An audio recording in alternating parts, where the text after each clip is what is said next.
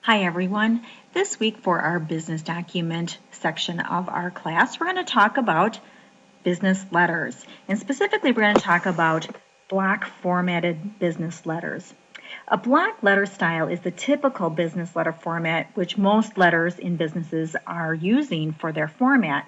And this just means that all of the letter parts are keyed at the left margin, like the example shown on your screen here. You can see that all of the lines start on the left, and that is called a block format or a full block. You might hear that.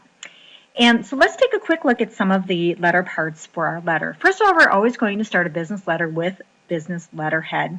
And you can see the example shown here. Usually business letterhead has nice fonts and colors, and it's got the information of who is sending the letter and their company and their business information in the letterhead. Next, we have our date line. And the date line is always the day that you are typing the letter. And specifically for the date line, we're going to make sure that we're going to spell out the month, followed by the day, comma, and then a 4-digit year. We would not do, in this example, 10-7-13. We would not do that. We would also not use our ordinal numbers here, such as 24th or 32nd or the 6th, because we're going to keep it very formal with our date. So always spell out our month, key our day, comma, and a 4-digit year. Next, we're going to talk about the address, and this is who is going to receive the letter. Usually includes the name, the company name, street address, and the state, city, and zip. As far as our states go, we're going to use a 2-letter state abbreviation in the inside address area. Next comes our salutation, and this is just a greeting. We usually use a courtesy title such as Ms., Mr., in this case, Doctor, any of those, and then the last name, such as this, Dear Dr. Hansen. That's a salutation. Medical correspondence very regularly has reference lines, and usually those reference lines are our patients, such as in this example here regarding Brendan James. He's the name of our patient, and so that's how we would key that for the reference line. Next, we're going to have the body. Of course, this is the message of our letter. Generally, we would like at least 3 paragraphs to a letter, sometimes more. Again, information about what our letter is about.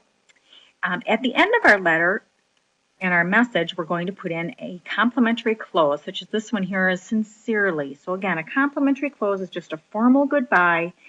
If we have more than one word in our complimentary close, we're only going to capitalize the first word. So if this said sincerely yours, sincerely would be the only word that's capitalized. We're going to leave some room there so that the person who is writing this letter could actually sign their name if they wanted to. And then we use their signature block, and this is the writer's name and title. So in this instance, in this example, you can see is Brian Rindy, comma, MD. He's an associate professor of family practice. And sometimes we might have a 3-line signature title here. Sometimes we might only have name and title. If you do name and title, you can either choose to do 1 line or 2 lines, whichever gives the best balance. If you have a 1 line with the name and title, make sure to use a comma to separate the 2. Next, we have reference initials, and these are the initials of the person who types up the letter. Very often, if a letter is dictated, such as from a physician, it would start with the physician's or the dictator's initials, followed by the typist initials. And there's several different formats for that, how you can format that. We might have an enclosure with a letter, such as in this sample here. We have an enclosure of Brendan James medical records. So this would be noted at the bottom of the letter. And also sometimes we have copy notation, copies of the letters that get sent to other people or companies. So here's just an example here. Marissa James and First Choice Insurance Company are both getting a copy of this letter. We don't always have copies or enclosures, so these are optional parts of our letter. There are other optional parts also, such as like a postscript, which we don't use very much anymore, but if we did, that would come at the very last end of our letter here. I noted that this letter is considered what we call a block formatted letter, a block letter, because all the letter parts start at the left margin here. There is another type of format that's used pretty widely. It's a little bit more of a traditional format, and it's called a modified block, and that's where our date line, our complementary close, and our signature block, all in this case, all 3 lines, would be tabbed to about 3 1/4. We put a tab stop at 3 1/4 on our ruler and tab those into just those 3 areas. Again, date line, the complementary close, and the signature block tabbed to about 3 1/4 on our ruler, and we would tab those sections in. That's called a modified block. So just another type of a style that's out there that we see very often. Another thing that you might see with letters, and you have some choice on sometimes, is the punctuation.